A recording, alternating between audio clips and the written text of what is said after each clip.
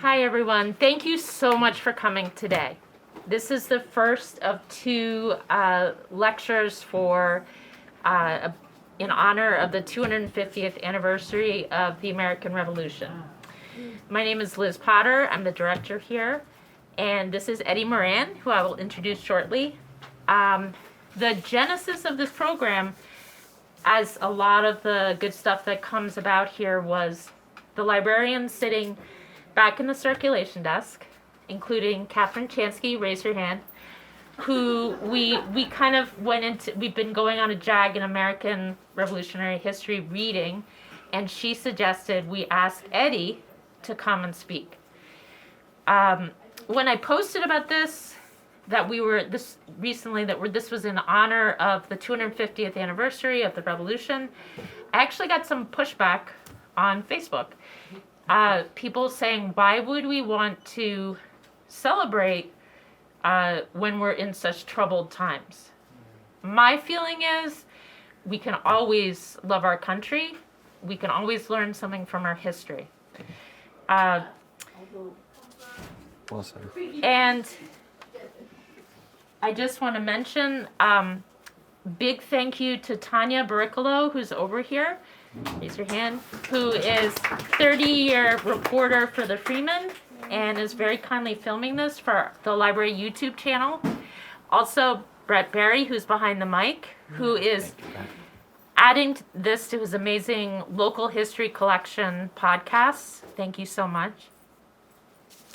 I hope I didn't forget any. And Ruby, the new assistant director, for coming in early. Eddie Moran is the appointed Ulster County Historian.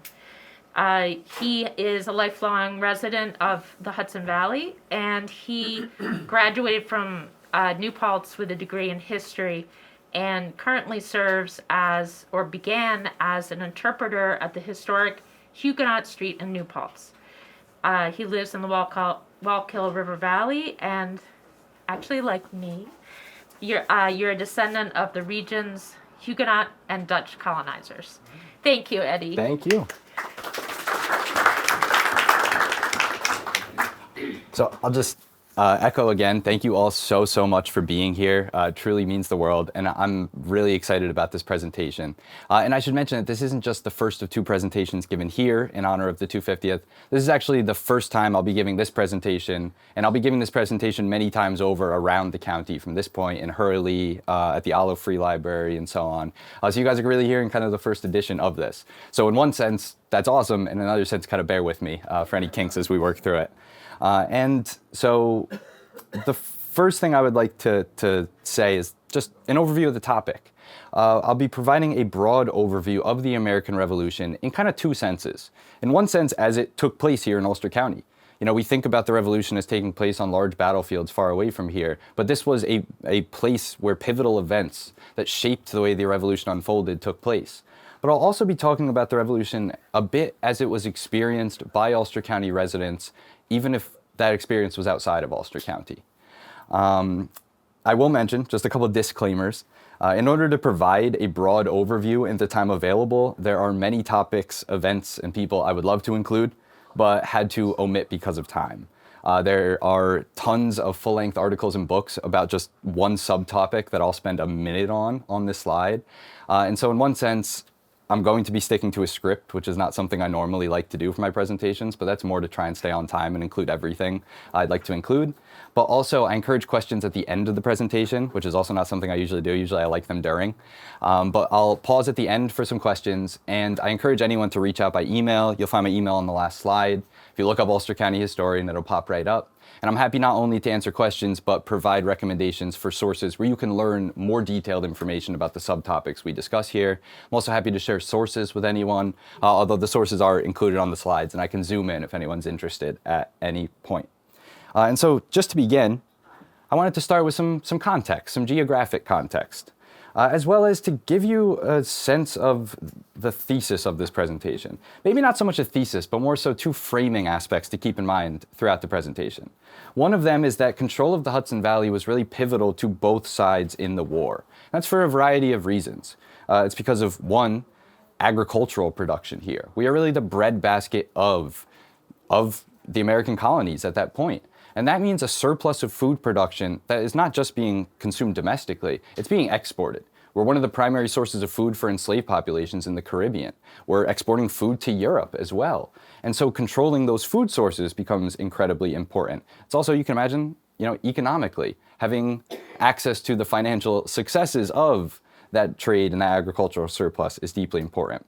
The Hudson River is an incredible thoroughfare for transportation and communication up and down New York at that point, connecting to the Mohawk River, by which you can travel into western New York. You can travel up the Hudson and use portages to travel more expediently to the Great Lakes region, for instance. And that means communication can also travel along that thoroughfare more quickly. We're also just kind of central in the colonies, right? New York, in a sense, and the Hudson Valley more specifically, if the British control that, and you think about revolutionary control of, or patriot control of a place like Virginia and a place like New England, well, that would divide the colonies in half, which of course would be devastating to the American war effort. So in one sense, control of this region is really pivotal to both sides. The other kind of framing aspect, or other thesis I want you to keep in mind, is that just as today, Ulster County was incredibly diverse at this point.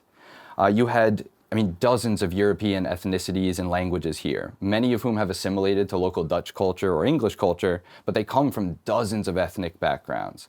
There are Jewish populations, there are Arabic populations in New York City from the 1630s, there are enslaved people that first arrived from Africa, West Africa, Central Africa, Madagascar in 1627. And as colonization comes up here, those diverse populations are here. And of course, they're coming onto someone else's land.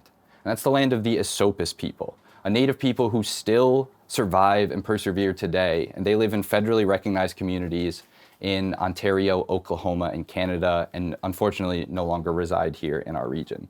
And these diverse populations, you can imagine, they were all forced to contend with this conflict, and really forced to choose sides. And the side that they chose, the choices they made during the war, reflect their diverse perspectives, the diverse points of view that they are coming from. I'd also like to give a bit of geographic context. I think the most important thing for geographic context is the fact that Ulster County is far larger than it is today. So I'll zoom in this map on the right, which comes from a local expert on loyalists in the Hudson Valley, Kieran O'Keefe. And you can see Ulster County includes all of Ulster County today, also parts of southern Greene County. It includes a lot of northern Orange County, so Newburgh and New Windsor were originally in Ulster County, as well as almost the entirety of Sullivan County as well. So a massive area. And at the point we're talking about, I have the map on the left here. This is showing really the western frontier of Ulster County. So I'm going to zoom out fully. And so you can see Kingston is down in the lower right corner. See, the Catskill Mountains are kind of abstractly demonstrated here. But this is because this map is showing us where most of the native people are residing in New York at this point. They're residing, the people from here, as well as native people from Delaware, from eastern Pennsylvania, from further down the Hudson Valley, are living on the Delaware River, the east and west branches. They are allied with other Lenape people who have been forced to the Susquehanna River Valley. And at this point, they're also allied with the Haudenosaunee, who are living in the Susquehanna River Valley up into the Mohawk Valley and the Finger Lakes region. And so this is really the western frontier of Ulster County, is getting into the Catskill Mountains and beyond at this point. Make sure I didn't forget anything. And I'll also mention that the inland rivers of Ulster County are just as important to this story. Because when I mention agricultural production, it's not really the Hudson, it's the inland rivers. Native people had shaped this region for thousands of years. And many of the settlements we know today and that we call home today are former native village sites that reflect the kind of geography they would look for in building their villages. You'll often find towns today, the oldest towns in Ulster County, European towns, on kind of highlands overlooking fertile floodplains. And so if you think of a place like the Stockade District in Kingston, overlooking the floodplain of the Esopus Creek, which unfortunately is a parking lot for Hannaford now. You think about Historic Huguenot Street, overlooking the floodplain of the Wallkill River, which thankfully is still farmed with corn, just as it was likely farmed for 10,000 years up until today. And so controlling those river valleys becomes deeply important to the war as well. And I have to start by just going back to what I've already referenced, that this is someone else's land. And so this map on the left, and this map, I guess I should say, zoomed in a bit on the left, comes from a scholar named Tom Arne Mitrod, who is one of the leading experts on the Esopus people and the Lenape people in general. And this map shows us all of the Lenape-speaking groups who lived here in the Hudson Valley, the native peoples of the Hudson Valley. And so Lenape, how many of you have heard that term before? Put your hand up. I love that so much. So Lenape is really a language. Now, it's a language spoken by people who are culturally interrelated, who are familially interrelated, and who politically ally with each other, but distinct groups from one another with distinct dialects. So Lenape is a Eastern Algonquian language spoken from the Carolinas up through New England and all the way west to the west coast of America. It's as different from Haudenosaunee, the other native language spoken in New York, as it is from English, so incredibly diverse populations. And here in Ulster County, really from the southern half or 2/3 of the Catskill Mountains, down through the Esopus River Valley, the Rondout River Valley, the Wallkill, and about down to where Newburgh is today, you have a subgroup of the Lenape that we call the Esopus. The Esopus spoke a dialect we call Munsee. Other dialects you're likely familiar with are Mohican, which is spoken on the east side of the river and up toward Albany. And Munsee is primarily spoken down towards New York City and into Pennsylvania and Delaware as well, and New Jersey. Today, I should mention that the Esopus's descendants reside primarily in federally recognized tribes, 2 of which are in Canada, well actually all 3 of which are in Canada, in Ontario. They are the Munsee Delaware Nation. They are the Munsee, the names are all very similar, kind of get jargony. The Munsee Delaware Nation, the Munsee Nation at Moraviantown, and the 6 nations of the Grand River. And I'll be returning to that topic. And I should also mention that in general, the other Lenape groups reside also in federally recognized nations. There are 2 of which in Oklahoma, the Delaware Tribe of Indians and the Delaware Nation. And then there is one in Wisconsin, the Stockbridge Munsee Band of Mohican Indians. And just to quickly touch on their way of life, they really lived a way of life here that reflected their view that they were just one part of an interconnected environment, in which everything was equally sentient, even if everything couldn't communicate with each other, and everything played its own part in this environment. So, right, like your success ensures the success of the other parts of the environment and vice versa. So their way of life would have changed with the seasons, really built around using the land to sustain themselves. They fished in rivers and streams in the spring. They farmed floodplains in the summer for harvest in the fall. They would have hunted in uplands in the winter. And they lived in homes made of plant materials, as I said, in villages on high grounds overlooking fertile floodplains. And you have some examples of that here. In the left side here, you can actually see a wigwam that was constructed in collaboration with today's Lenape people on Historic Huguenot Street in New Paltz. You can see the inside of it there. This has been standing since 2017, made entirely of native plant materials. And if anyone's interested, I would love to tell you all about the technological expertise of the native people using plant materials and how this is warmer than a stone house and how it can stay standing for a decade and a half made out of plant materials. But I don't have time for that now. In the top there, that's actually an archaeological artifact. That is a bowl of a ceramic pipe that would have been used to smoke tobacco, a ceremonial activity for the Lenape people. In the top right, you have a piece of ceramic pottery with a motif called Kingston incised. And that's actually a motif archaeologists can use to identify pottery as coming from the Esopus people. In the bottom right, you have net sinkers that were found in archaeological digs in New Paltz. And in the bottom center is my personal favorite. In the winter, when they hunt in the uplands, they would often use hunting camps there. And they would use rock shelters, returning to same rock shelters year after year. The locations of those rock shelters, as with most archaeological sites, are kept confidential. But that picture is public in the bottom, and that is at Minnewaska State Park, that rock shelter, which archaeological artifacts have been found there. And so with the Esopus way of life built around this land, you can imagine colonization greatly disrupts their way of life. Colonization, maybe counterintuitively to some people, Dutch colonization really begins here in Albany first, but following up in New York City soon after in the 1620s. The earliest settlement of Europeans we know of in the Hudson Valley, you'll hear people say Kingston often. I'm the Ulster County Historian, so you know I'd love to brag about that. But it was actually in Catskill. Don't tell anyone I admitted that. In 1649, it's just one guy. But from 1652, yeah. And if anyone's interested, my colleague at the Ulster County Archives, John Palmer, who's also the Greene County Historian, can give a fantastic history of that man who has a fascinating story in his own right. But Kingston is settled in 1652. At first, really dispersed settlements along the Esopus Creek.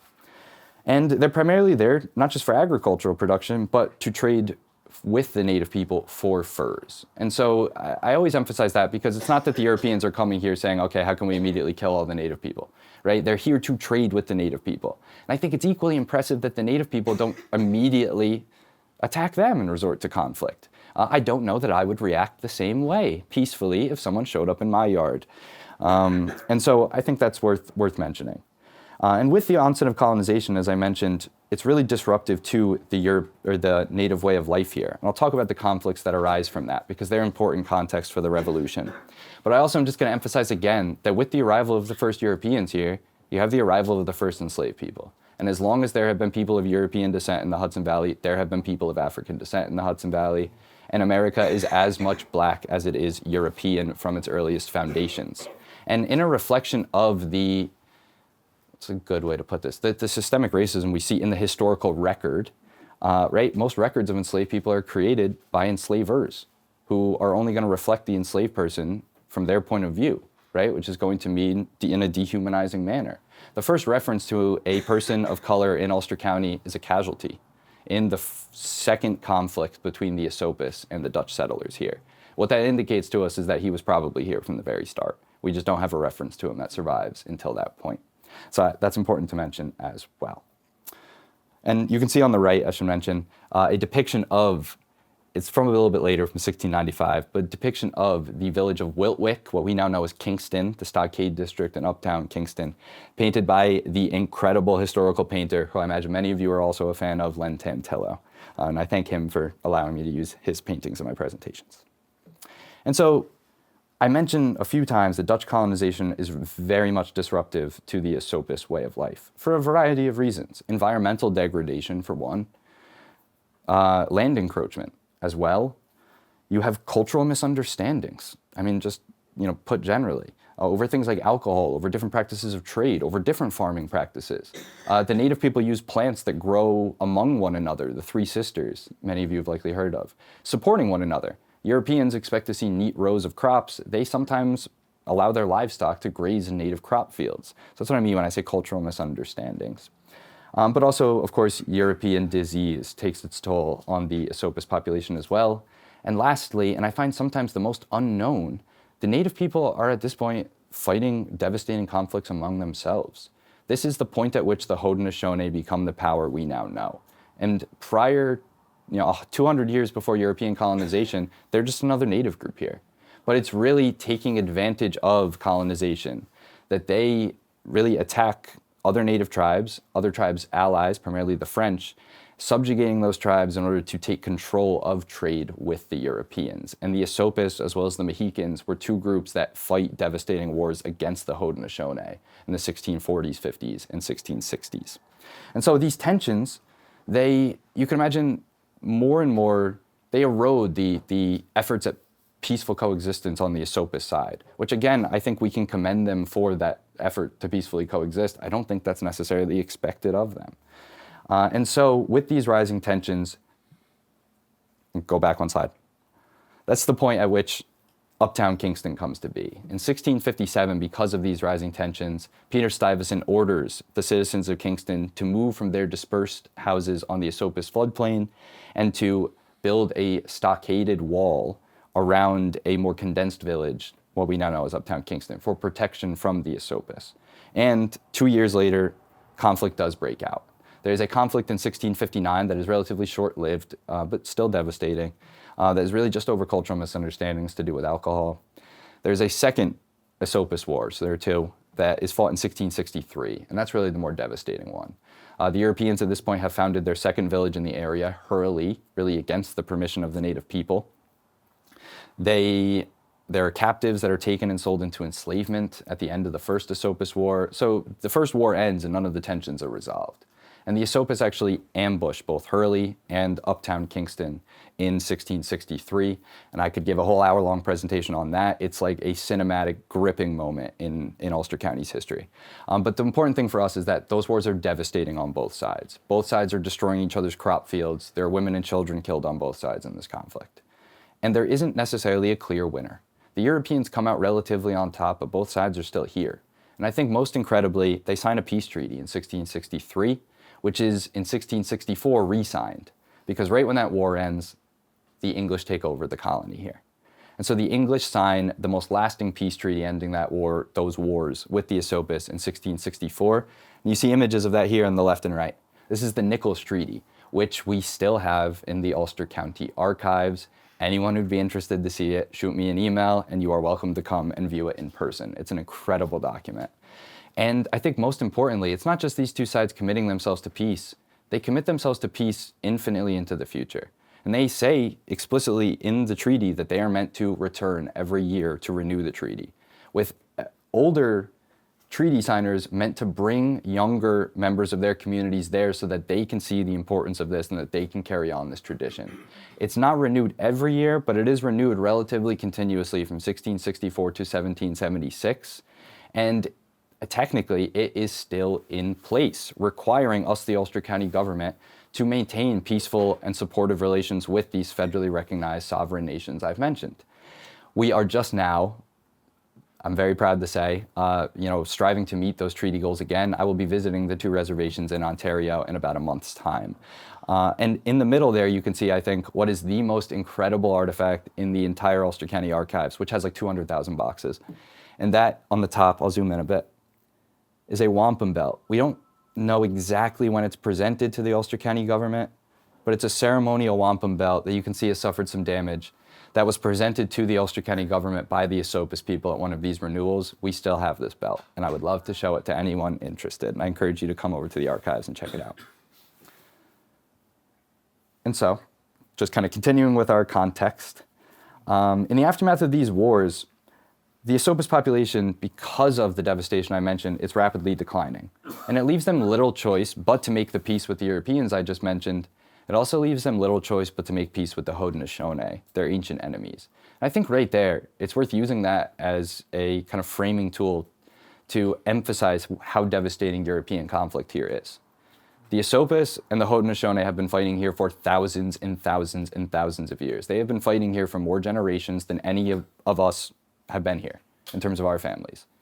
And they commit to peace for the first time in the face of colonization, somewhat to be able to better resist that colonization.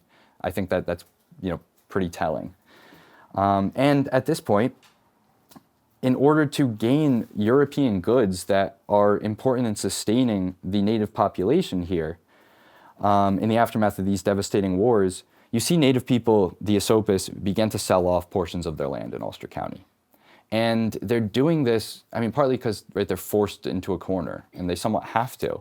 But by choosing what portions of land to sell when, they are shaping the way by which the colony here expands. You can imagine they would have had a choice in the aftermath of the Esopus Wars. Am I going to sell the land that's now New Paltz, or am I going to sell the land that's now Saugerties, for instance? Choices like that matter.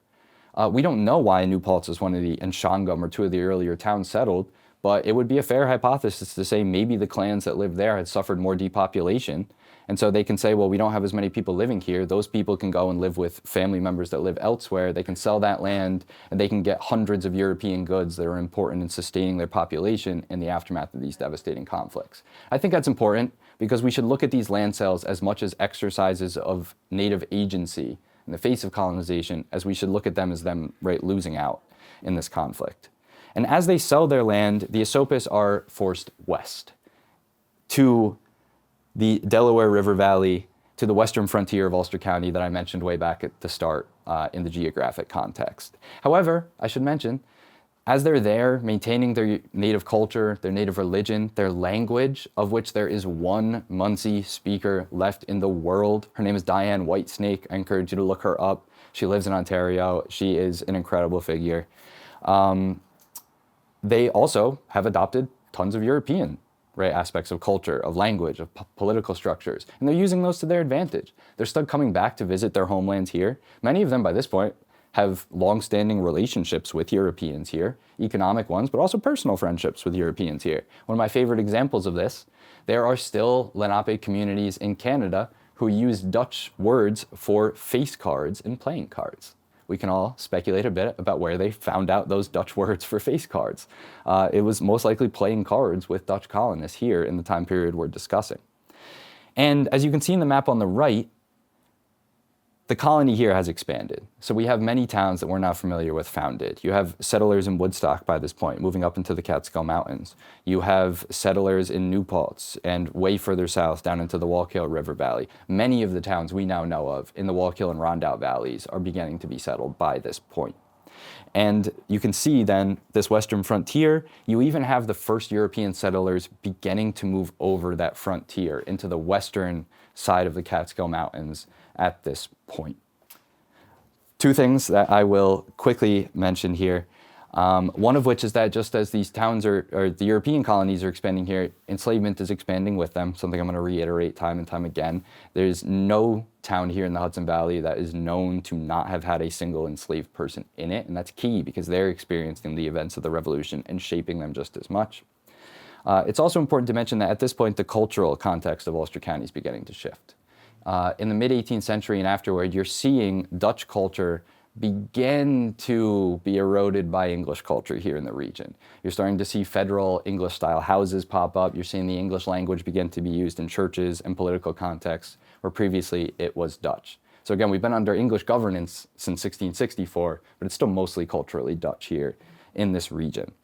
And I mentioned before European colonists beginning to pour over into the western half of the Catskills. That's because the line is not shown well on this map, but it's kind of shown here, this dotted line. That's the line from a 1768 treaty known as the Treaty of Fort Stanwix. More likely many of you, and some of you have heard of that, I see a couple nods, more likely many of you have heard of the Proclamation of 1763. They're very similar. They are both attempts by the British government to limit colonial expansion in order to maintain peaceful relations with the native people. The English finances have been devastated by the French and Indian War. They're in deep war debt. They're trying to pay that war debt off, and they can't afford another conflict with Native Americans at this point. However, much to the Esopus's disadvantage or devastation, the treaty line of Fort Stanwix, their homes are pretty much sitting on that line, oftentimes just inside of that line. And so the Proclamation of 1763, the 1768 Treaty of Fort Stanwix, prevent Europeans from expanding into most native territory, but they're expanding into Esopus territory legally with a stamp of approval by the British government in this era. Again, forcing the Esopus, to make difficult decisions as the tensions that lead to the revolution approach. And so much of what I'm going to talk about now, and I should have mentioned actually on the last slide, one thing too, that as these tensions are rising in the lead up to the revolution, they've been forced to the western half of the Catskills. Europeans are beginning to expand into their new homelands. They're still maintaining that treaty. They're still maintaining close, peaceful relations with the government in Kingston. And that's going to be important.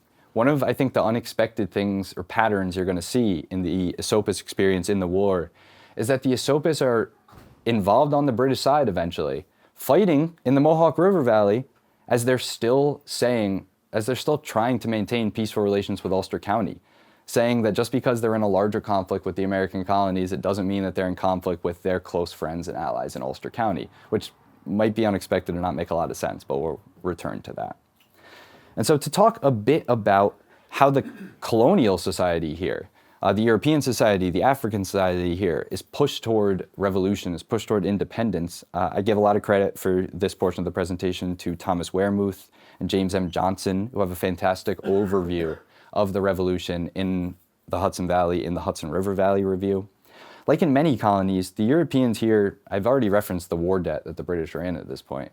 The Europeans here, rightfully so, feel like they have sacrificed much for the British cause to this point. Many of the people I'm going to talk about fighting on the American side of the revolution had sacrificed, had been willing to potentially sacrifice their lives in support of the British effort only a decade and a half earlier in the French and Indian War. Only 2 decades earlier in the French and Indian War. They've been involved supporting British war efforts going back for almost 2 centuries at this point. There are dozens of men from Ulster County who lose their lives in a fatal attempt to invade Quebec in 1712. They don't forget these things. And so when the British government tries to pay off those war debts by taxing the people here, many of the local citizens here, Europeans primarily, would feel put off by that, would feel like they had already sacrificed all they should be expected to sacrifice in support of the British war effort, and that taxing them, especially taxing them without representation, something we've all heard before, that was outrageous, that was unacceptable to them. And according to Wermuth and Johnson, in the years leading up to the Revolution, I didn't get a chance to dive into this research as in detail, but the Sons of Liberty are active in New York, especially active in New York City. And even here through the Hudson Valley, we're seeing things like boycotts of British taxes and British goods. We're seeing rallies, sometimes even riots against British policy here, mostly in New York City, but in the Hudson Valley as well. And I mean, one really cool thing I came across is that you even have smaller versions, but you have our own versions of tea parties here in New York. One of the cool things that makes them a bit different in New York is they are mostly undertaken by patriot women here in New York, which is incredible and something we're going to return to. A big pattern of the revolution in Ulster County are women protesting, at times rioting. And they're really the ones governing the home front and addressing economic hardships during the war, and that's something we're going to return to. Now, you might be wondering who these two men are on the screen. Does anyone know who either of these people are? You might recognize the guy on the left. No one. My heart breaks. Okay, one or two people. That man on the left is probably the most important revolutionary leader in New York State. He is inarguably the most important revolutionary leader in Ulster County, one of the most fascinating figures in New York's history ever. That is George Clinton. George Clinton was born in what was then Ulster County in Little Britain, what's now Newburgh, town of Newburgh. But at that time, part of Ulster County, and he's buried in Kingston. He is the militia leader of Ulster County in the Revolution. He becomes the Continental Army General in the Hudson Valley in the Revolution. He is the Ulster County clerk for 50-some years. His deputy does all the work, but still. He is the first governor of New York. He is the first, well, not the first, but he's a vice president of the United States. And he's doing many of these things at the same time. At one point, he's the governor. He gets called out from the governor's role to go and fight a battle in the Hudson Valley. And then he says, all right, this is wrapped up. I better get back up to Albany. Incredible figure. And on the right, you have a more local revolutionary figure. That's Charles DeWitt, another leader of our local militia, another representative of Ulster County to the New York Revolutionary Government. And in the middle, you can see a timeline of some of the taxes I'm talking about, as well as some events that take place during the Revolution here in the Hudson Valley. And I should mention that at this point, local government in Ulster County was really dominated by people like Charles DeWitt and George Clinton. But they are a bit different than the leaders you'll see controlling New York on the whole, because they are not what I would call they're not aristocrats. They're the upper gentry. They're people who espouse to be the same level of power and influence as the aristocrats, but they're making their money either through agriculture, sometimes through manorial systems, but that tends to be the aristocrats. Actually, they're making their money through agriculture, through mercantile tasks. Trying to what's the word I'm looking for? They're almost trying to evoke. They're espousing the status of aristocrats like the Livingstons, like the Delanceys here in New York. It's important to mention that there are some individuals here that do hold loyalist sentiments, but we see in the fact that these are the two men who are voted to represent Ulster County in the New York colonial government in 1768, that most of the freeholders here, so most of the propertied white men who are eligible to vote, are supportive of the revolutionary effort. These two men are elected to the state government in 1768 as part of the Livingston faction. And they are really the radical anti-British who are pushing the New York state government towards independence. An example of this I can give, well, actually I'm jumping ahead a little bit. So prior to this, I mentioned these two families already, but the New York Colonial Assembly had really been dominated by grappling between two political coalitions, we might call them parties. A manorial anti-parliament Calvinist Livingstonian faction, which tends to be from the upstate, and a more mercantile Anglican pro-parliament faction led by the Delancey family. And as the revolution approaches, these two sides kind of reorient. There's still the two sides grappling for governance here, but they reorient more to pro-revolution and anti-revolution. The Delanceys really become the conservative force in New York state government, and they control the government up to the revolution, which is why you see a bit more conservative or gradual move toward independence in New York than a place like New England. But our two Whig leaders here are there in the minority faction of the Livingstons, and they are the most radical people in that government, pushing the Livingstons and pushing the state government as a whole towards independence. And an example of this that I particularly love, in January 1775, the Delancey faction manages to narrowly, by one vote, defeat a motion made by George Clinton to approve and accept on New York's behalf the resolutions of the First Continental Congress. They lose by a vote, And that leads Clinton to say, extremely controversially, he gets in trouble, he gets censored in that government. He says, quote, "The time has nearly come that the colonies must have recourse to arms, and the sooner the better." And that was an incredibly radical sentiment to have at a time like 1775 in New York. But I should mention again that that's just reflecting the views of white propertied freeholders, and there are individuals here that have loyalist ideological sentiment from the start.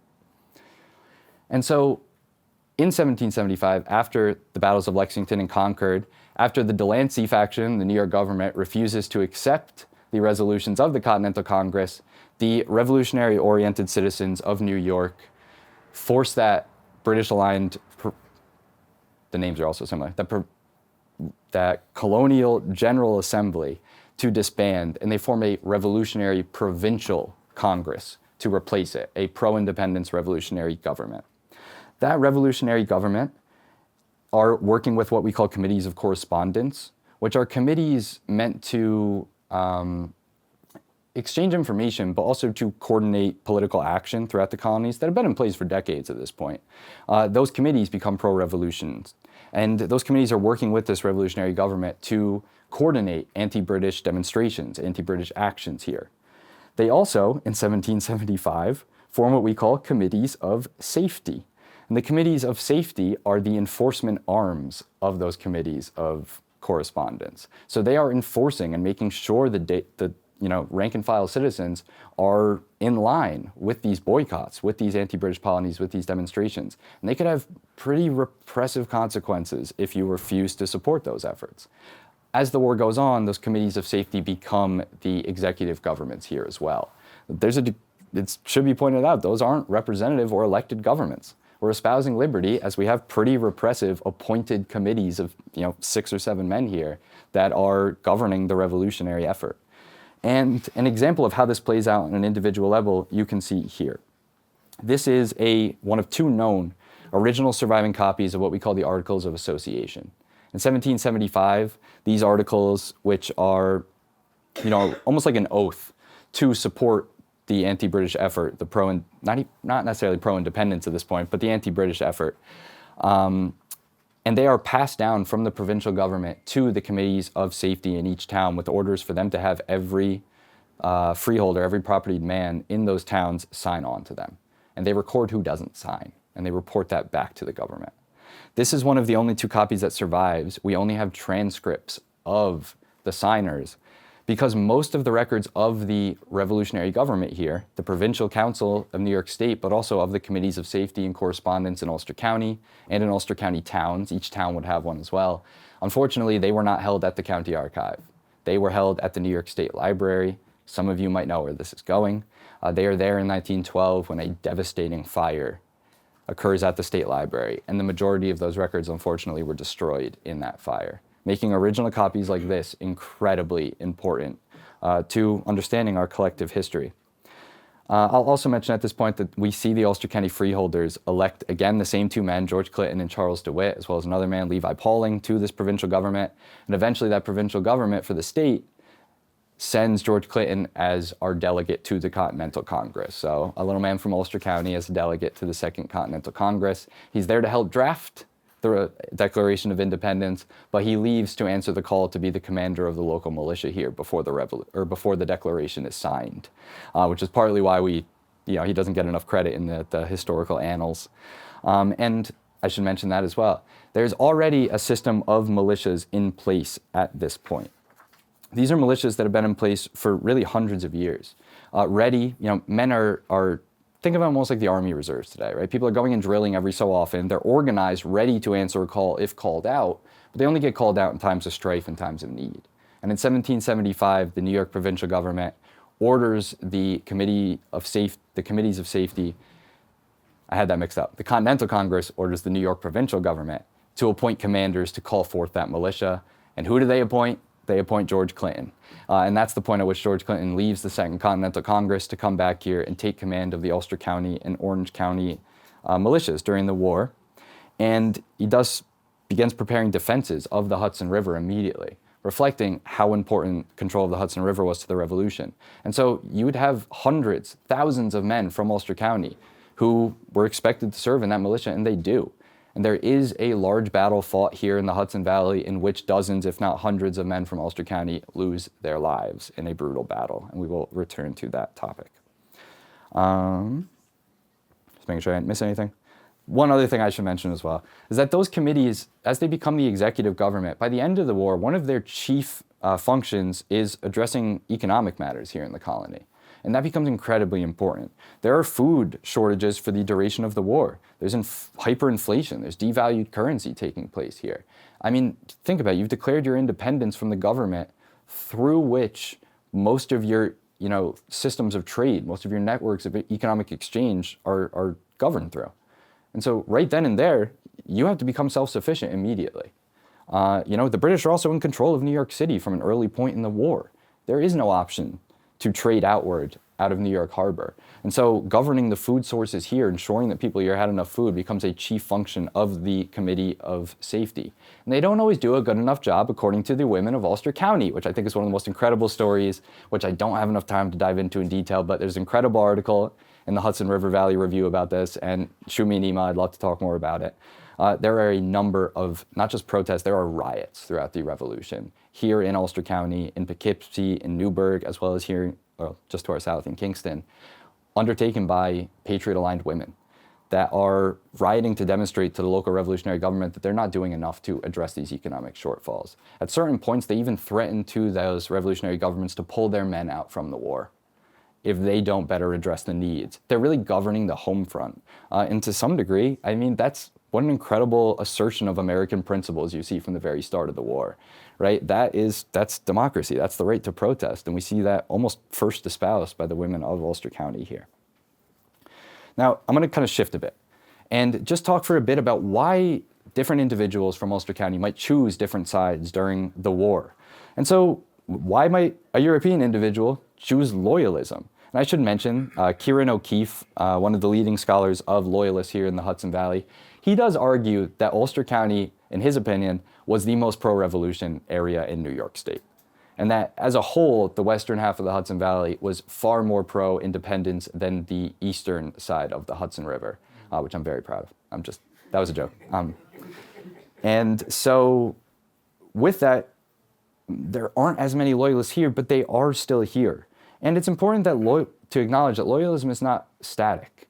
It's not a single ideology that people have to espouse to. It's really a spectrum of different views. Sometimes it's a status that's branded upon you even when you don't identify that way. And those views are often shifting.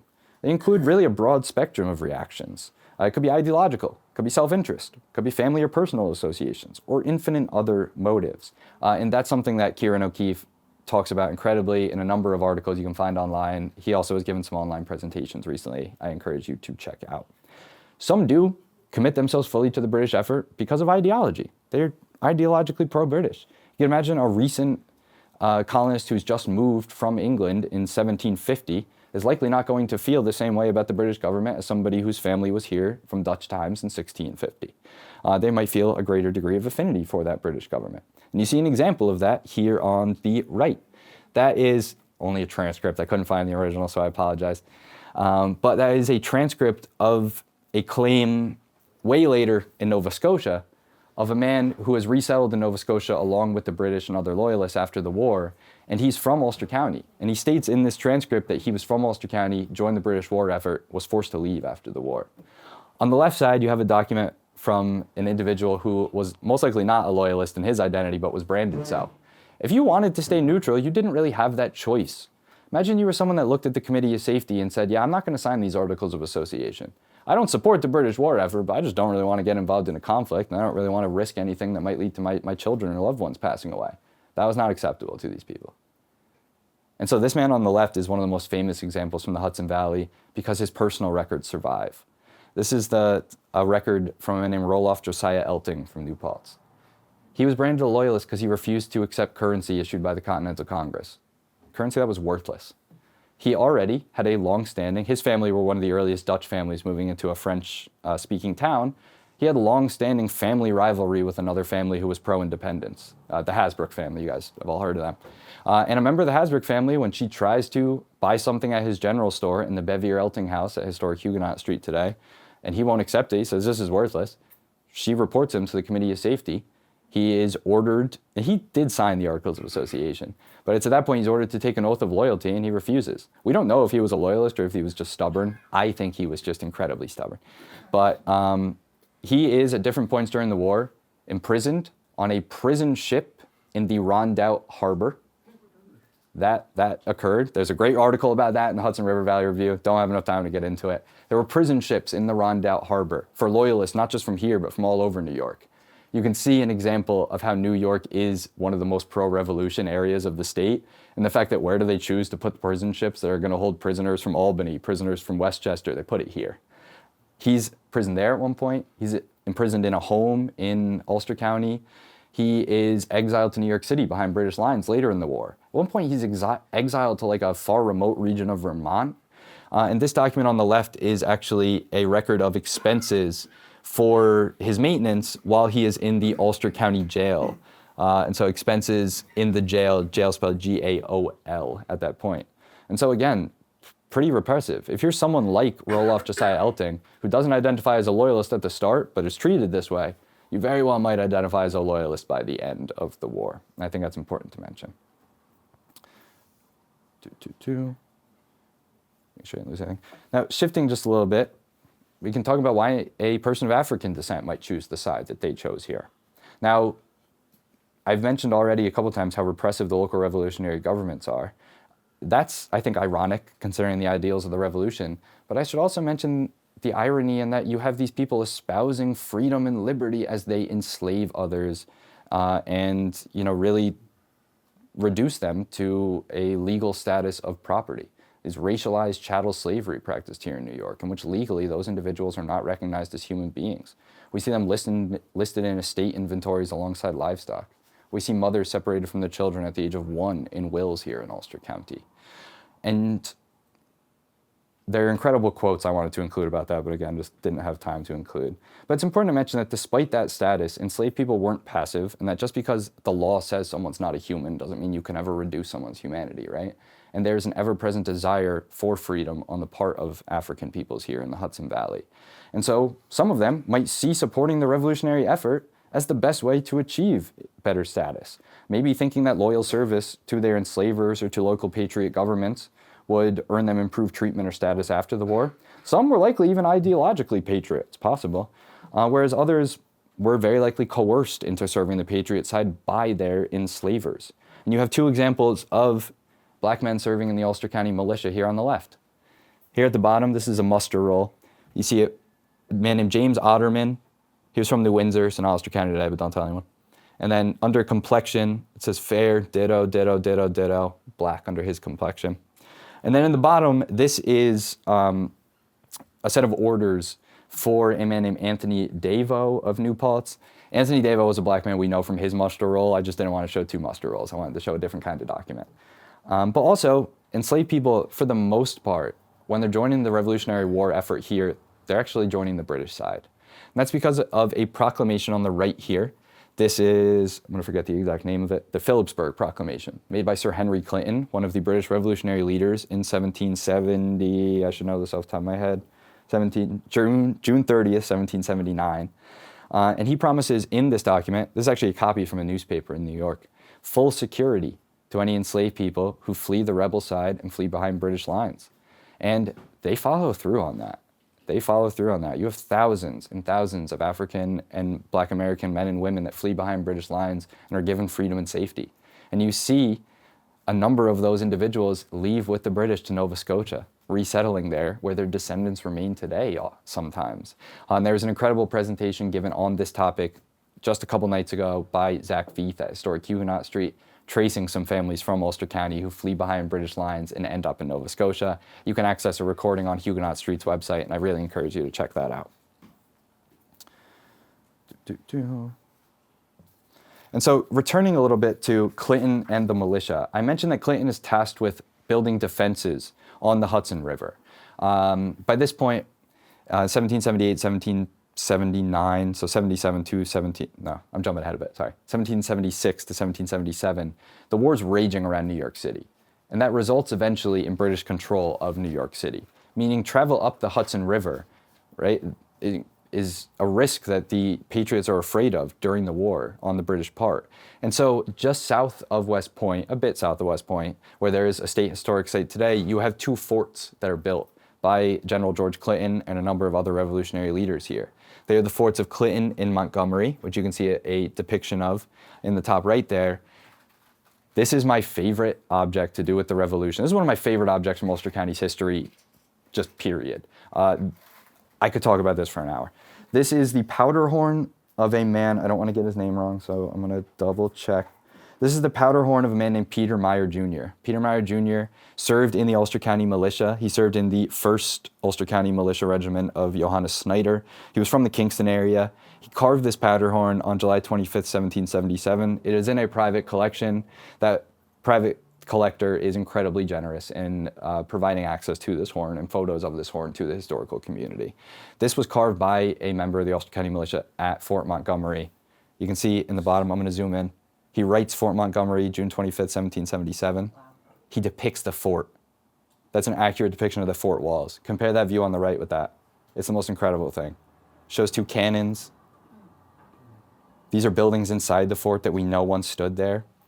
I forget what kind of fish that is, I should know, but it's a fish from the Hudson River. There's a sturgeon elsewhere on this horn. I wanted to include the whole thing, but I couldn't fit it and couldn't justify to myself putting another slide on there.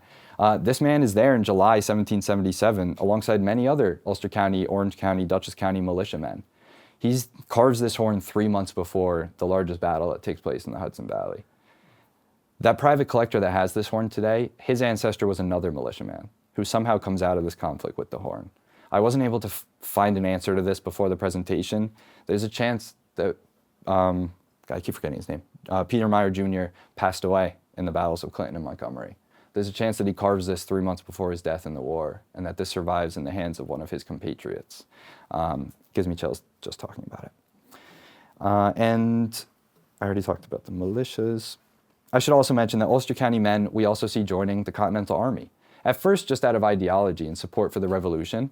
Some people join the Continental Army out of economic opportunity, which might sound counterintuitive, but you know, if you're a poor working class farmer, an indentured servant, you have access to a wage for the duration of the war and promises of financial benefits afterward. There are plenty of people in Ulster County who are granted land by the American government for service in the Continental Army. I didn't include a picture of one of those, but we do have documents showing their presence here in the war. And again, that includes both white Americans here. It also includes black Americans here. And they are serving in the Continental Army. They voluntarily, by the end of the war, they're being drafted into the Continental Army as well. Next, in this kind of framing of why might you choose the side you choose, why might the Esopus have chose the side that they chose? And so going back to the context that I talked about earlier with the Esopus on the east branch of the Delaware River and the western frontier of Ulster County. I highly recommend, and this one you can access for free online, a series of blog posts which are right now being published through the Hudson River Maritime Museum by the leading local expert on the Lenape people, a man named Justin Wexler of Wild Hudson Valley up in Cairo. I also encourage you to check out, you have an episode with Justin as well. The Cats Cast has an incredible episode with Justin Wexler, which I was listening to actually a couple days ago. And I encourage you to check that out as well. So Ulster County actually attempts to bring the Esopus in on their side. And they do this because other Lenape people to this point have more assimilated to European culture. An example of this are the Mohicans from the east side of the river. By this point, they have built up close relations with Moravian missionaries.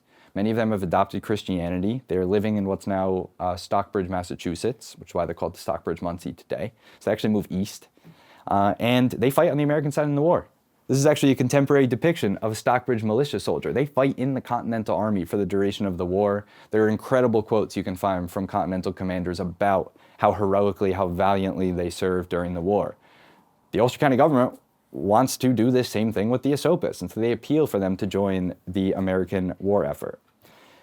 However, as I mentioned, the Esopus are already being driven towards the British side. They are trying to stay neutral at first, alongside most of the Haudenosaunee that they're now allied with. But between 1776 and 1777, really 75 to 77, they are gradually driven towards the British side in the conflict. And yet, as they are joining the British side, they are still attempting to maintain peaceful relations with just Ulster County's government. They're committing themselves to the British while saying, but we have no conflict with you, Ulster County government specifically. This Nichols Treaty is still in place. We maintain close relations. You're our friends and brothers, they say in documents. That's a quote. And they say, if you promise to shield us on our eastern front, we'll shield you on your western front. We'll only fight to our north if you only fight to your east, essentially. And it's from that context in which these tensions are rising again, encroachment onto their land by European settlers. Many of the European settlers that are encroaching onto our land are vehemently pro-revolution. There's not as much reach of the local revolutionary government there. And so most of the actions against loyalists there are not dictated by the revolutionary government, which I already mentioned was repressive. They're essentially roaming bands of patriots that commit atrocities against the local loyalist population. And the Esopus actually at times pick up arms and step in to stop these attacks and to protect the loyalists in the area there. And so they're being driven to join the British war effort. And yet in September of 1776, well, I should say in the fall of 1776, they do two things. They commit themselves to the British formally in a treaty signed at Fort Niagara alongside the Haudenosaunee and a number of other native nations. But they also renew the Nichols Treaty for the last time. So again, you can see this effort to maintain peace with just us. Unfortunately, it's something that's going to pain me throughout the presentation. That last renewal of the Nichols Treaty, the Ulster County government at that point was not the prior government, whose renewals fell into the hands of the Ulster County Archives. That's unfortunate. That renewal was done with the Committee of Safety of Ulster County. So you might know where I'm going with this. That renewal was not kept at the county archives. It went to the New York State Library. That renewal burns as well. This is the only reference we have to that final treaty renewal ever in Ulster County history. Hopefully, it won't be the final one soon, but this is a reference from an account in 1776 to some of the goods that were purchased, the expenses needed for that treaty renewal ceremony. And this is actually reprinted in the magazine Old Ulster. You can access this on the Ulster County Archives digital platform, nyheritage.org. And so after they sign this treaty, they do something which it is kind of the point of no return for the Americans in our area. They joined the Haudenosaunee and the British in fighting in the Battle of Oriskany, which I'm not going to get into the details. It's one of the bloodiest conflicts of the American Revolution. It's an ambush in the Mohawk Valley, which hundreds of Native people and loyalists pass away. It is the event at which the Haudenosaunee Confederacy that has existed for hundreds of years breaks up and really never formally reaches its kind of prior unity, its prior strength. The Esopus are there, fighting on the British side in that bloody conflict. And a few months after the Battle of Oriskany, they reach out once again to the Ulster County government in an attempt to maintain peaceful relations and renew the treaty. And our man George Clinton writes back to them, and essentially he says, you made your bed. He said, you just fought against the Americans up in the Mohawk Valley, and I can't look at you as friends any longer. And it's at that point that open warfare returns between the Esopus and the people of Ulster County. And that creates a Western theater. We focus on the burning of Kingston constantly. And the burning of Kingston, it's not even a battle, really. It's the British burning an empty city. I'm going to return to that topic. The real decisive battles of the Revolution in Ulster County take place in what's now not Ulster County, south of West Point, and they take place in the Rondout Valley. They take place here. They take place in the southwest, well, kind of depends on where you're talking, in the southwest corner of Ulster County in the Wallkill River Valley. The Esopus are, over the duration of the war, continuously forced northwest. And as they're continuously forced northwest, they and the Haudenosaunee, alongside Joseph Brant, the Haudenosaunee war leader, but also with their own war captains, there's a very famous man named Ben Shanks that leads the Esopus in wars.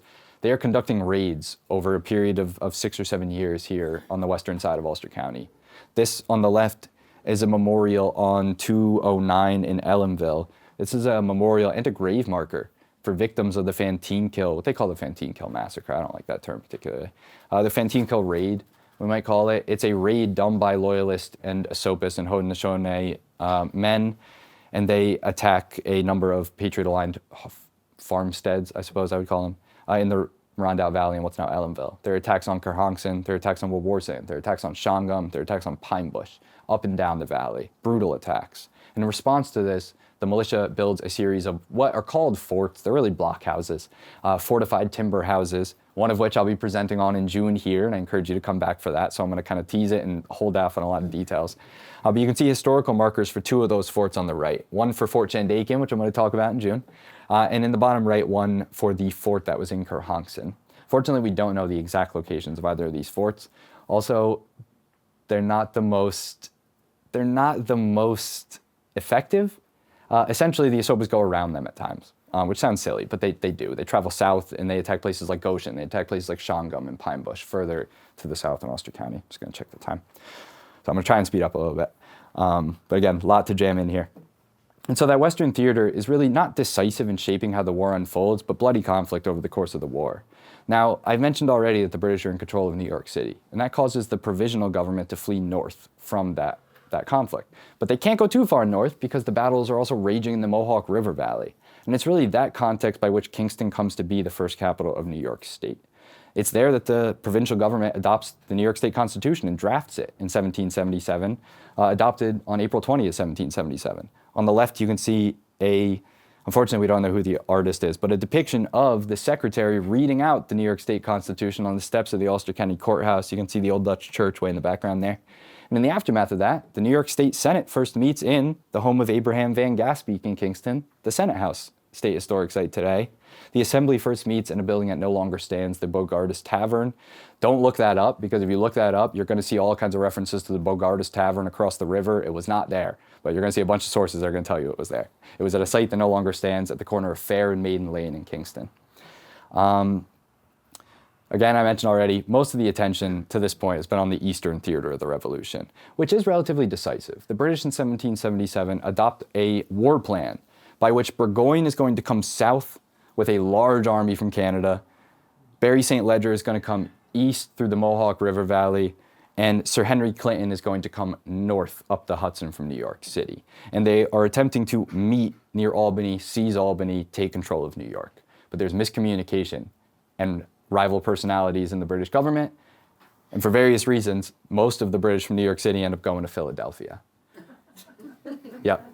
And so a small contingent, I say small, 2,000 soldiers does proceed north up the Hudson. And their intent is not to take control of the Hudson, it's to do anything they can to support Burgoyne. By this point, Barry St. Ledger has lost in the Battle of Fort Stanwix in the Mohawk River Valley. It's pretty much just Burgoyne. And so Clinton is doing anything he can to try and disrupt that campaign coming south. And so what happens is the decisive battle I've alluded to a few times. I want to get the date right, so I'm going to look back. On October 6, 1777, over 2,000 British soldiers attack Forts Clinton and Montgomery. It's this point at which Peter Meyer Jr., the man that carved that horn, possibly loses his life. Hundreds of Ulster County militiamen, well, dozens, possibly hundreds of Ulster County militiamen, alongside militiamen from other neighboring colonies, lose their lives in this conflict, in this battle. And the British take control of both of those forts. They destroy both forts. They proceed up the Hudson River, punitively attacking Patriot Alliance settlements, really symbolic victories they're looking for, and to distract from Burgoyne. They don't succeed. It's during these events that the Battle of Saratoga takes place, where Burgoyne's defeated, but it doesn't stop this British contingent from shooting cannon shots at random buildings along the river in Highland and Saugerties, from burning the Livingston Manor at Claremont, and most importantly for our purposes, on October 16, 77, 2,000 British soldiers land at Kingston Point Park, what's now Kingston Point Park. There's a small militia contingent there that tries to hold them up, but again, most of the militia have just fought in the Battle of Clinton and Montgomery. And so they proceed into the city of Kingston, which thankfully has been evacuated, along with all of the documents, which we are the custodians of in the county archives, which are moved to a few houses and hid there. And the British move into this empty city and burn it down. What you see on the left here is a full political cartoon from 1778 from Britain. In the top left corner, this is meant to just show atrocities that are in the public mind in Britain, and it's anti-war from the British perspective, which is interesting. And in this little top left portion, or panel, zoomed in on the right, you can see the only contemporary depiction ever of the burning of Kingston.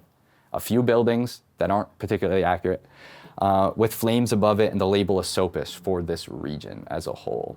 And so the city, no one loses their lives, but it's devastating. Economically, it's devastating symbolically and culturally to the people there. And it takes decades for the people of Kingston to rebuild their homes a number of enslaved people are actually captured. Well, we can debate whether they were captured and forced to leave with the British, or whether they might voluntarily leave with the British for their freedom. But a number do leave with the British after the burning of Kingston. And so we're getting to the end, I promise. Now, I mentioned already that in this point, as they're committing these raids in the Rondout Valley, the Esopus are being continuously forced northwest. The Americans are striking back. And so they are first forced to flee up the west branch of the Delaware River Valley to villages that are mixed villages with Haudenosaunee and other displaced native groups. Two of those villages are attacked by the Continental Army and by militiamen in 1778, Unadilla and Oclaga, and they are burned to the ground. With that, the Esopus are homeless, and they are forced, many of them, to relocate to Fort Niagara, as well as a number of the Esopus retreat up into the Susquehanna River Valley. It's mostly the civilians that retreat to Fort Niagara, whereas the men fighting in the war, they're the ones that stay. Apologize. And they continue to commit raids that pick up in intensity. You can imagine now there's a spirit of vengeance, underpinning these raids. And they're coming down, and they are even, I don't want to say more violently, more passionately attacking the western half of Ulster County at this point. And that manifests itself, both the conflict in the Mohawk River Valley and these raids in the western half of Ulster County, into a devastating campaign that takes place in 1779. An event that I won't lie to you, still shapes the work that I do to this day, which is the Sullivan and Clinton campaigns. This is a scorched earth campaign whereby George Washington orders the Continental Army to destroy the security, safety, the means of self-support of the Haudenosaunee and their allies. They order them to burn every Haudenosaunee and native village they come across in the Mohawk Valley. They order them to burn every food source and food storage pit that they find. The Haudenosaunee, thankfully, many lose their lives in some skirmishes. Most of them flee. But still many lose their lives, not due to violence, but due to starvation. To this day, in the Haudenosaunee communities, George Washington is known as Town Burner. I'm going to just let that sit with you all for a moment. And this is the reason by which the native people of Ulster County don't live here today. This is the reason by which the native people of Ulster County live in Ontario. And unfortunately, I've mentioned already a few times treaty renewals. You might have seen the county government do something they call treaty renewals in recent years. There are groups here in New York and in the Northeast that might have a degree of native ancestry alongside other ancestry. And that should be celebrated and talked about. But they will, because of a small degree of native ancestry, claim that they are the representatives of the Lenape people. I had a great-great-grandfather come from Ireland. You can imagine what you all would perceive if I was to stand up here and speak on behalf of the Irish nation and the Irish people right now. You see what I'm saying? So the Esopus still exist in the same tribe, with the same culture, the same unbroken line of government, with the same recognition as a sovereign nation that they had back then. But they aren't usually the people that were worked with in programming around here for history because it's difficult. They're over the border in Canada because of this campaign. And in Ontario, they're dealing with real issues. We all know the sorts of issues Native nations face today, right? Economic hardships, crime, human trafficking is an incredible blight that Native people are facing right now. And because of this, I'm very proud to say that we have really kind of doubled down on our efforts to build a relationship with these federally recognized tribal governments. And I will say just once again, concretely and with certainty, that the Esopus people, the Lenape people's descendants, do not reside in the Hudson Valley today. They reside enrolled members of federally recognized nations in Ontario, Wisconsin, and Canada because of, again, this conflict. Now, for the duration of the war, we don't really have a whole lot of action here in Ulster County. In the aftermath of the battles of Clinton and Montgomery, right, the British that have moved north, they don't succeed. Burgoyne loses. And so they go back to New York City. And after they do, Washington doubles down on his efforts to protect the Hudson Valley.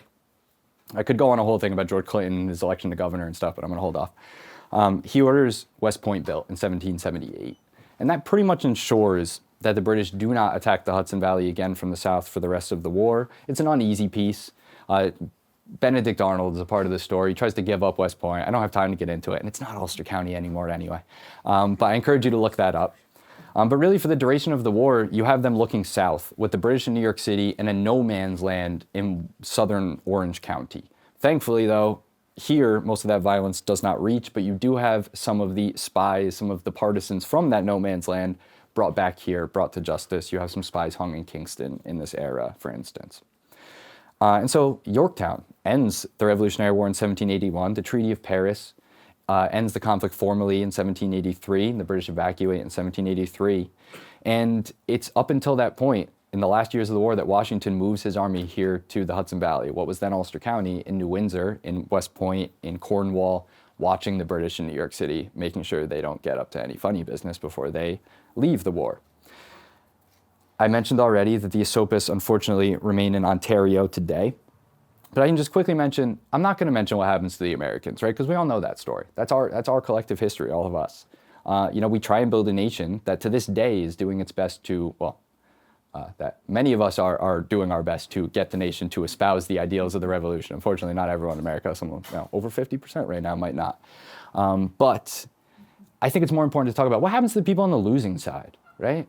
And so, for one, many of the people that fight on the loyalist side fight either in loyalist regiments or in the British Army. They leave with the British.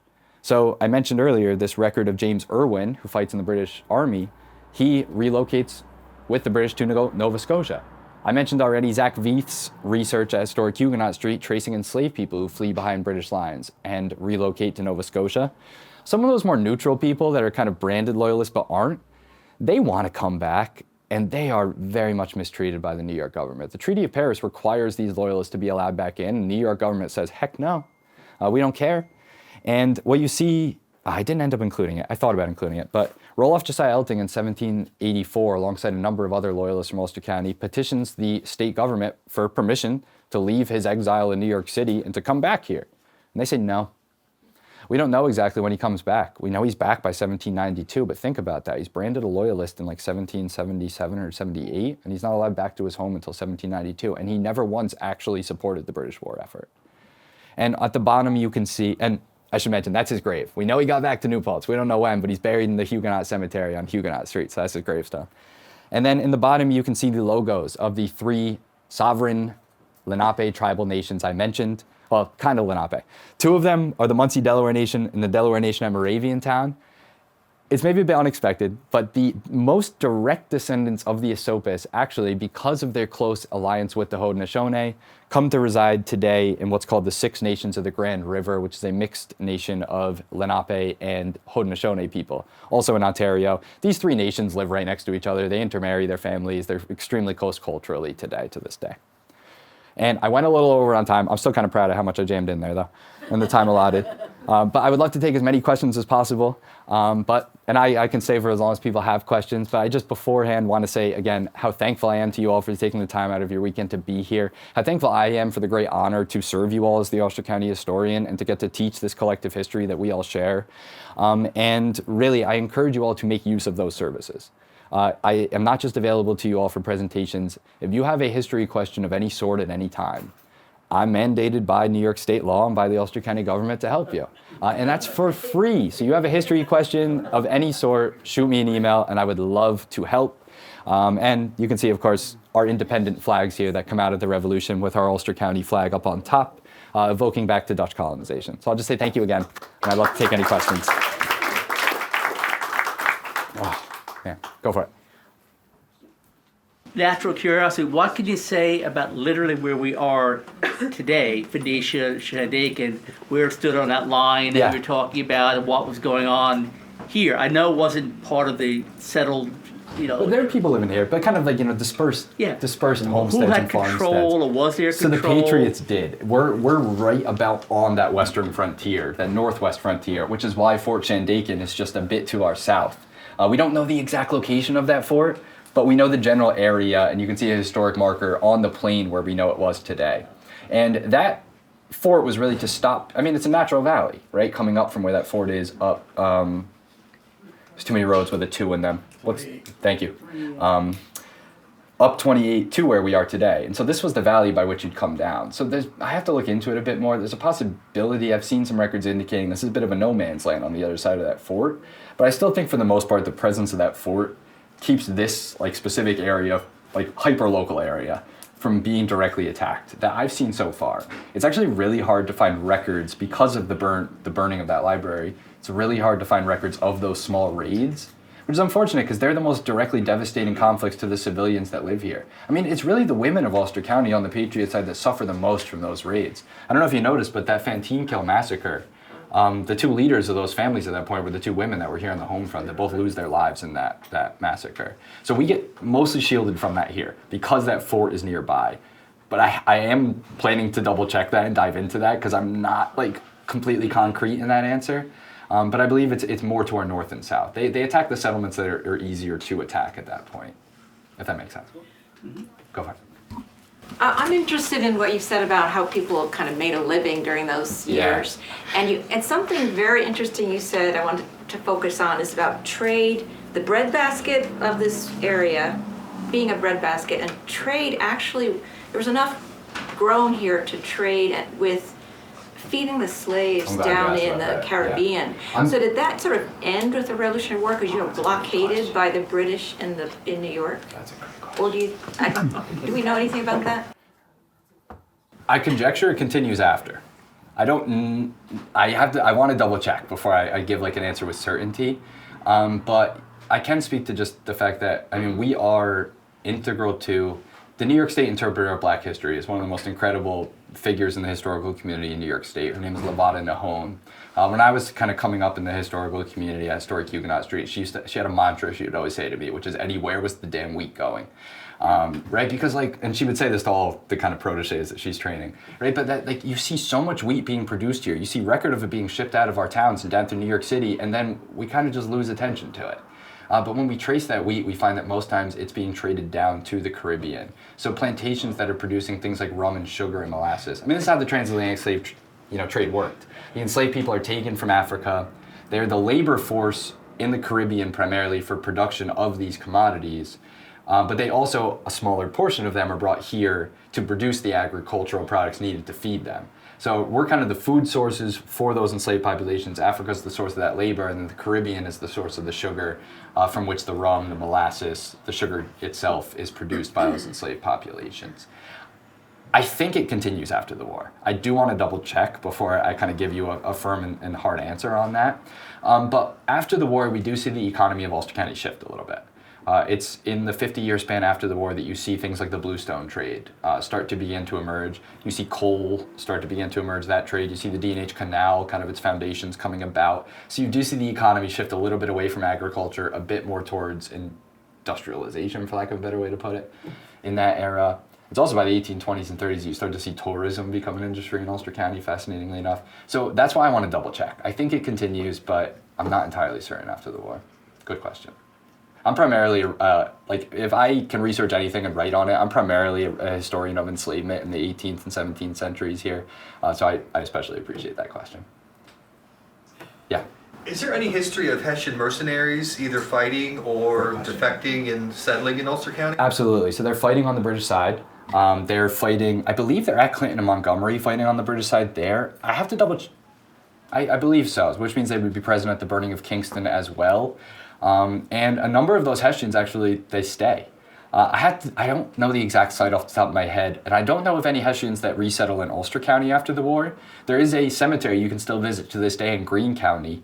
I'm going to text my colleague John Palmer after this, where you can still visit actually the grave of a Hessian who stayed behind and settled here in the Hudson Valley after the war. So yes, they are present here in the area, and some of them, add to the social fabric of Ulster County and the Hudson Valley afterward. Yeah. And then, and back, yeah. I was interested in what you recently said about yourself, about the history of enslavement, and you mentioned a proclamation regarding the British up here saying that if you fought with the British, you could become a freed man. Yeah. But it seemed to me that had happened in North Carolina before up here. I love that you know that.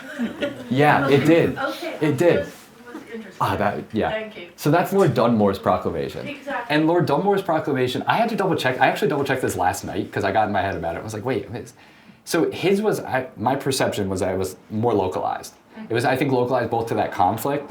I can't remember the year, but to that conflict as well as to the regiment he's trying to form. And I don't think it covers the colonies as a whole. So that's a difference here. This is explicitly meant to cover the entirety of the colonies. One thing that is important to mention, which Zach Fief gives a great explanation of on that presentation he did on Thursday for Huguenot Street, is that technically this doesn't say that they're entitled to leave with the British at the end of the war. Right. This proclamation is issued by the British government, and it's the leader of the British military in New York City who interprets this to say, he says, well, the orders say that we're to leave New York, and that's not this one, it's separate orders, but they say we're to leave New York City with everyone supporting our cause, but not to take with us and deprive the Americans of any of their property, including, they say in their words, their Negroes. And the man in New York City, the British leader, looks at that and says, well, okay, we won't take any of their property. None of these people are their property anymore. The second they got behind British lines, they stopped being Patriot property. I can't remember the name of that leader because it's not Henry Clinton, but that man's a hero. That man is a hero, and I think it's an incredible. There are moments sometimes where you hear, we should remember, right? Sometimes we shouldn't necessarily apply our modern morality to the past, and yet there is never a point in human history in which someone doesn't look at something like enslavement and say this is messed up. The whole reason there is an artificial ideology of white supremacy that's created is mental gymnastics to let white people excuse themselves for doing these things. It's an inherently contradictory system. I mean, think about the work that enslaved people do and the skills that would make them the most effective enslaved people, right?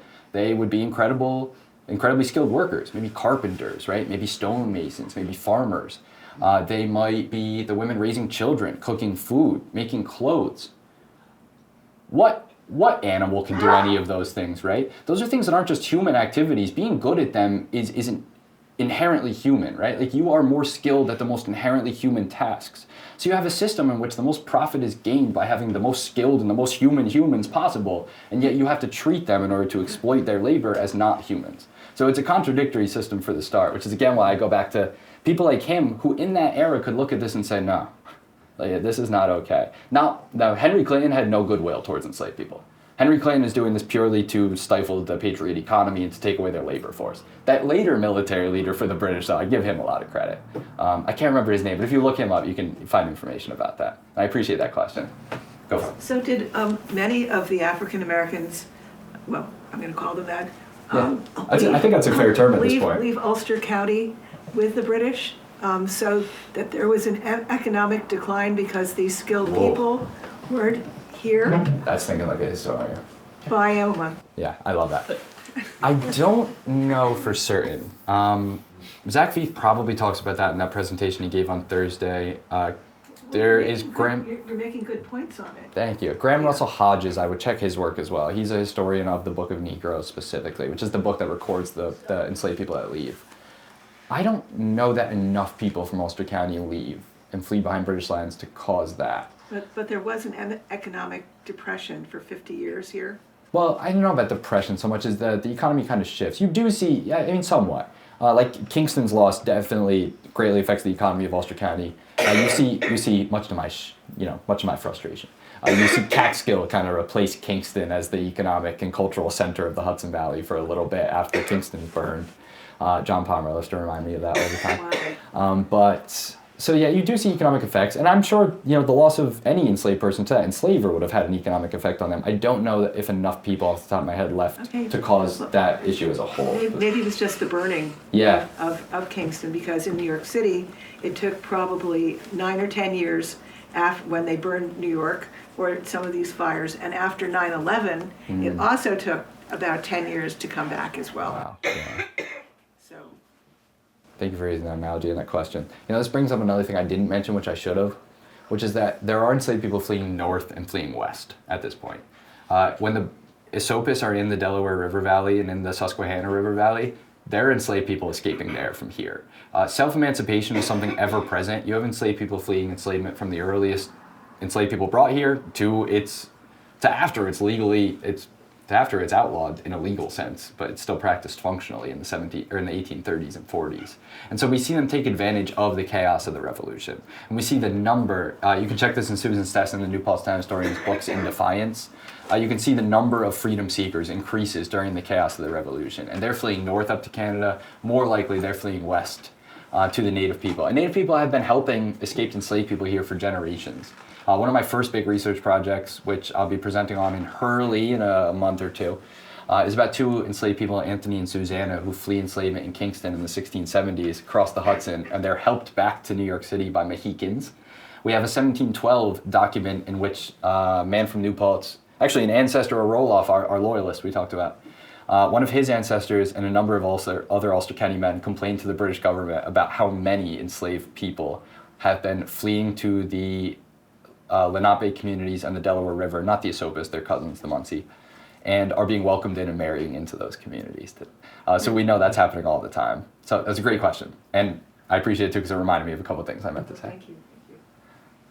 Yeah. You briefly touched a couple of times about the role of the women in the beginning of the protests and riots and all that. Is there any resources that someone could look into about that, or are you going to be lecturing about this during this? If you look up Kingston bread riots, it'll pop right up. Okay. But I'll point you to a more specific source. Actually, I think I could probably just pull it up quickly. Bread riots. So give me for 1 second. Okay. There is an article in the Hudson River Valley Review. I can check exactly what issue, so I can point you in the exact right direction. It's the summer 2003 edition of the Hudson River Valley Review. And there is a few articles on the American Revolution, but specifically there is an article, "The Women in This Place Have Risen in a Mob, Women Rioters in the American Revolution in the Hudson River Valley," by a good friend and a fantastic historian, Thomas Wearmouth. He's the head of the Hudson River Valley Institute over at Marist College. And so I would check that out. That's, I believe, for free online on the Hudson River Valley Institute's website, the summer 2003. Hudson Valley what? The Hudson River Valley Institute. It's Marist's Hudson River history and culture kind of department. I don't know what to call it. But if you shoot me an email, I can send you the PDF also. That might be easier. Yeah. Also, I can loop you in with some other people that would know more about it. Like my boss is the county clerk, who is also under me as the City of Kingston historian, Taylor Bruck. He could tell you all about it, and I'd love to loop you in with him too. Yeah, big fans of Taylor's. Anybody else? Any other questions? Yes.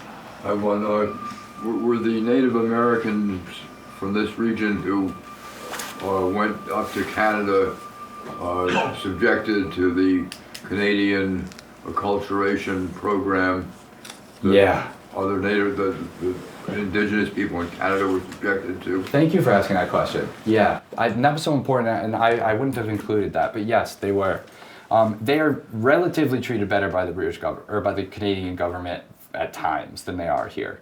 For instance, Joseph Brant and a number of Lenape leaders are, kind of local political leaders of both Europeans living in Canada and of their native communities. But yeah, the Lenape people are one of the groups, both in America actually and in Canada, that are forced to assimilation schools, to re-education schools. Actually, I was blessed to take some Lenape cultural, just kind of orientation classes when I started at Huguenot Street with a woman from Ontario named Karen Moscow, who was just incredibly kind and talented teacher of the Lenape language, of the Munsee dialect actually. Or sorry, not the Munsee dialect, of the Delaware dialect, Unami dialect.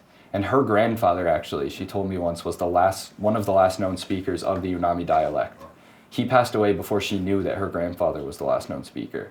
He suffered so much in the schools in the mid-20th century, or early 20th century. He suffered so much as a child that he never even mentioned it to his own granddaughter.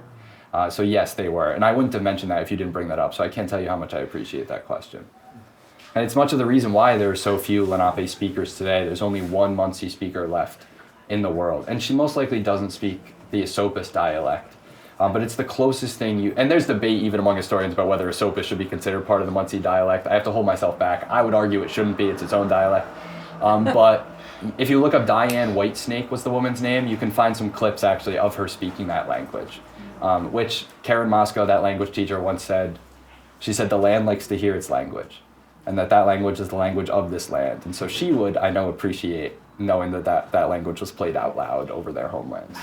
And I believe Justin Wexler is going to have her, or unless he did already, he was going to have her as a guest speaker. Okay, I mean, it might be another individual. Unfortunately, she actually passed away just a year or two ago. Oh, no. What was the other woman you mentioned? Who I thought Diane Whitesnake. He is friendly with her. He's got to meet her. But he also hosts one of the many Lenape people he hosts is a woman named... from Wisconsin. Misty Cook, yeah, that's got to be it. She is the herbal, the tribal medicines expert. Yes. That's her title. Yeah. For the Stockbridge Munsee community. If you haven't checked out Wild Hudson Valley, the organization that the historian Justin Wexler and his wife Anna Plattner run, I can't encourage you enough. I mean, they are, in a sense, they're champions of the fact that we need to work with the true Lenape descendants in these federally recognized nations. They provide incredible programming where they provide a platform for Lenape enrolled members to teach their history. When those Lenape enrolled members aren't here, Justin works closely with them to teach their history so that that history is shared and put out. He oftentimes is doing in-depth research that's helping them understand their own history. He also operates a kind of ecotourism site, which is a clever thing for someone like him to do because it provides housing to Lenape people to come and visit their homelands. And so check out his website, Wild Hudson Valley. I got a sticker on the back of my computer, I think. It's that one. And he did a bird walk Yeah. where he named the birds in like Muncie. Oh, he does it with plants, he does it with Yeah. stars. So yeah, you check him out on his calendar events because no matter where you live, he's all over. He does talks in New Paltz. He's just gave a talk at the Gardner Library a few weeks ago. Him and John Palmer are going to be in Greene County trying to track down the location of a fort tomorrow. But he also, at his own site, welcomes Lenape people, and you can meet them. The other thing I should shout out, every June in New Paltz at Historic Huguenot Street is a free event whereby Huguenot Street pays to fly out living historians from the 5 federally recognized Lenape nations. It is a completely free event. And you can go and engage with them as they are in their historical garb and as they are teaching you about their culture. You can just ask them questions and see their way of life and engage with their historical way of life. So I encourage you to go there. June, yeah. They didn't pick the date this year. But if you look on Huguenot Street's website, you can find info on that. Yeah. Cool. Well, I'll just say thank you so much again. And if you didn't, my email's at the end.